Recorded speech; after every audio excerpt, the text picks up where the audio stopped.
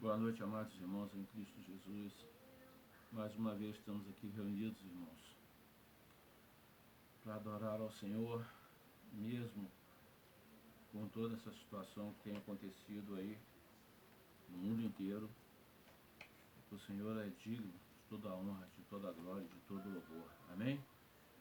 Então, amados, eu gostaria de, essa abertura desse culto, nessa noite, antes da ministração da palavra, estar trazendo para você um salmo, Salmo 24 de Davi, aonde o salmista aqui ele expressa aquilo que deveria ser o sentimento de todo ser humano, a grandeza de Deus e a nossa insignificância, o reconhecimento da soberania de Deus sobre todas as coisas. E diz o salmista: do Senhor é a terra e a sua plenitude, o mundo e todos os que nele habitam, pois ele afundou sobre os mares e afirmou sobre as águas. Quem subirá ao monte do Senhor? Quem estará no seu lugar santo? Aquele que é limpo de mãos e puro de coração, que não entrega sua alma à vaidade, nem jura enganosamente. Este receberá do Senhor a bênção e a justiça do Deus de sua salvação. Tal é a geração daqueles que o buscam, daqueles que buscam a tua face, ó Deus de Jacó. Levantai, ó porta, as vossas cabeças, levantai-vos, ó entradas eternas, e entrará o Rei da Glória. Quem é esse Rei da Glória? O Senhor forte e poderoso, o Senhor poderoso na guerra. Levantai, ó portas, as vossas cabeças, levantai-vos, ó entradas eternas, e entrará o Rei da Glória. Quem é esse Rei da Glória? O Senhor dos Exércitos, Ele é o Rei da Glória. Aleluia. Amém, irmãos? Aqui nós vemos aqui o salmista expressando aquilo que é a realidade de todo ser humano. Deus é o Deus de toda a glória, de toda a honra. É o soberano sobre tudo aquilo, porque tudo que existe são obra das suas mãos, inclusive a nossa vida. Por isso a Ele nós damos glória, assim como o salmista, e a eles nós dedicamos esse culto, pedindo ao Senhor que pela sua misericórdia Ele possa enviar os teus anjos para interceder por nós, e que toda essa calamidade que tem acontecido no mundo inteiro, ela possa realmente ser cancelada, ela possa ser anulada, assim como toda pedra de tropeço, como diz a palavra do Senhor. Por isso, amados, que nessa noite vocês possam aproveitar a mensagem que vai ser ministrada pela pastora Elizabeth, e que a tua vida ela venha realmente fazer toda a diferença na presença do Senhor, em nome de Jesus. Amém. Louvado seja o nome do Senhor. Amém, queridos?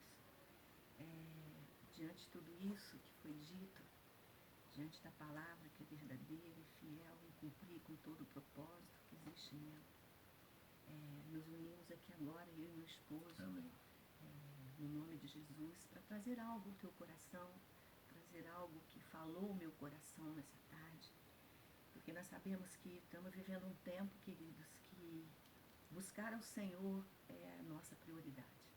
Não que nunca fora, mas nos dias de hoje que nós estamos vivendo, nós temos visto a misericórdia do Senhor e a oportunidade que Deus tem dado a todo aquele que ainda não se chegou a Ele, a todo aquele que o conhece apenas de ouvir falar, a todo aquele que de repente já foi até uma igreja, já esteve num lugar, ouviu da palavra, até levantou as mãos, aceitou a Jesus como Senhor e Salvador, fez uma oração de confirmação desse voto, mas que ao sair dali a situação, aquilo que ele enfrentou durante a vida, como a palavra diz lá na parábola do semeador, houve um tempo onde o inimigo ele veio e roubou essa semente, onde houve um tempo onde as outras coisas que a vida oferece o tiraram do foco que é Jesus, porque sabemos que todo aquele que é amigo do mundo se torna inimigo de Deus. Mas creio que o Deus dá oportunidade, né, amor? Um Deus que não nos esquece, é um Deus que nos ama, um Deus que desde a fundação do mundo, Ele criou o mundo enviou Jesus com o único propósito, salvar as vidas. Porque no coração de Deus o batimento é almas, é vidas. E a prioridade para Deus somos nós, são vocês, é a família. E hoje, nesse tempo que a gente tem vivido, a gente tem visto ordens, né, para que fiquem em casa, para que nós fiquemos junto da família, para que tenhamos cuidado com os idosos, tenhamos cuidado em não sair e trazer uma contaminação maior na cidade. E quando eu ouço e paro para pensar em ficar em casa, eu me lembro de Noé, quando ele construiu a arca, né, e fez, por 120 anos, ele pregou, dizendo que viria um dilúvio, que viria a chuva, que viria um tempo de calamidade. E por 120 anos, aquele homem, de repente, foi julgado louco, foi julgado um homem insano, e as pessoas não deram crédito, como muitos não dão crédito ainda hoje. Tem se ouvido falar da vinda de Jesus, tem se ouvido falar que os sinais estão aí, tem se ouvido falar das catástrofes, a natureza gritando, clamando, mas muitos não têm se dado ouvido, muitos não têm parado para realmente discernir aquilo que esse tempo tem nos mostrado, aquilo que o Senhor quer que a gente enxergue, aquilo que o Senhor quer que a gente desperte. E eu me lembro nessa época de Noé, onde ele construindo, e na verdade, quem entrou naquela arca foi ele e a família dele. Foi unicamente a família.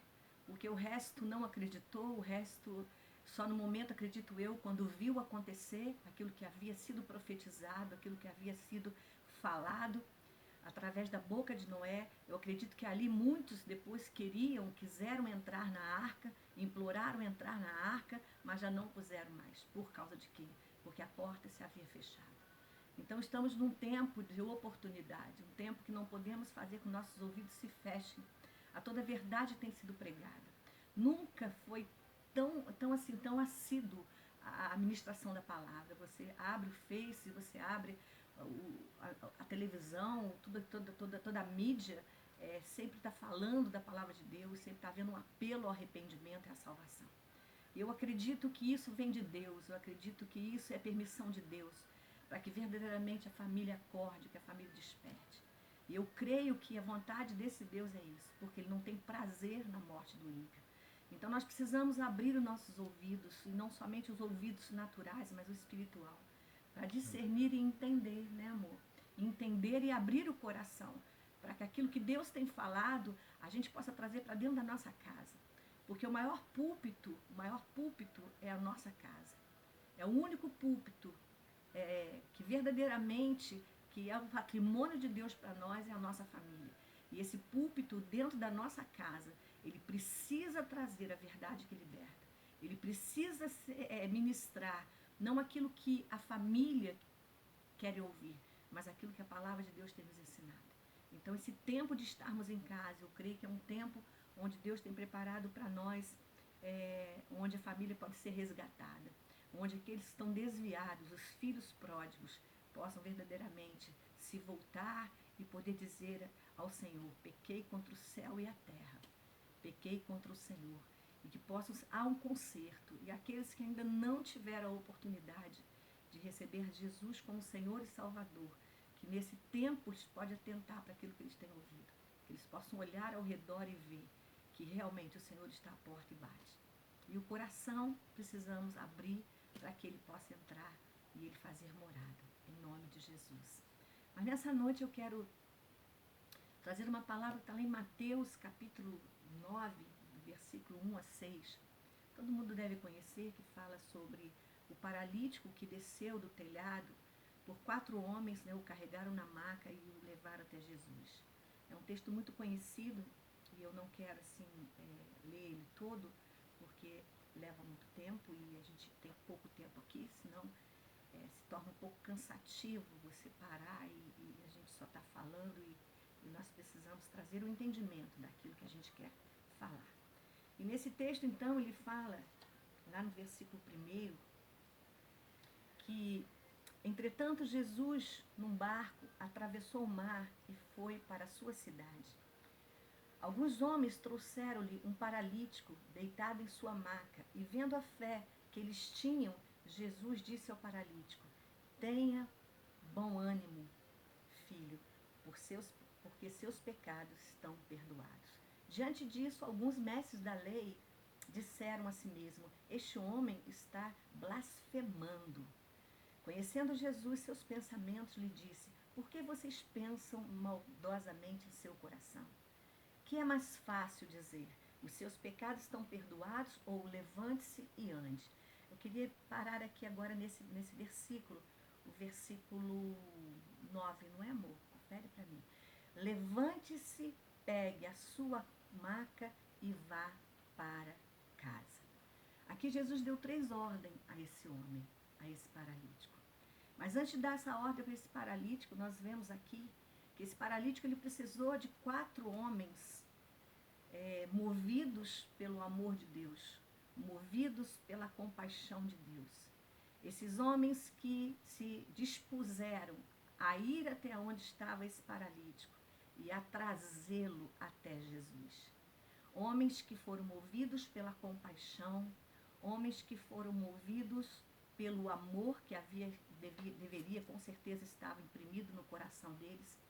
E esses homens não viram dificuldades, eles não olharam as impossibilidades. Eles simplesmente se colocaram à dispensação para poder abençoar esse homem. Esses homens se condoeram da realidade a qual esse homem vivia.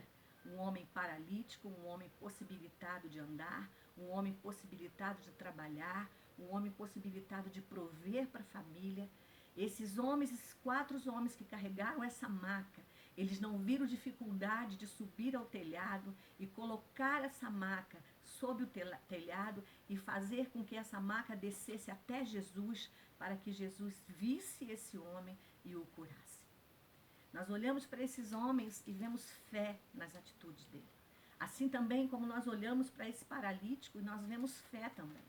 Porque se esse homem paralítico não tivesse fé, ele não permitiria que esses homens o pusessem numa maca e o levassem até o alto de um telhado para descer até Jesus. Não é, lindo? Se esses homens ele não tivesse fé, ele não permitiria. Ele poderia ter falado... Ele poderia ter falado o quê? Ele poderia ter dito o quê? Não, eu não vou. Eu não vou porque vão me levar. Como é que eu vou subir nesse lugar? Como vocês vão me descer? 4 homens, eu numa maca, eu peso. Ele poderia ter colocado vários obstáculos. Então, assim, esse homem, ele foi movido também por fé. É sim, amor. Não atrapalhou.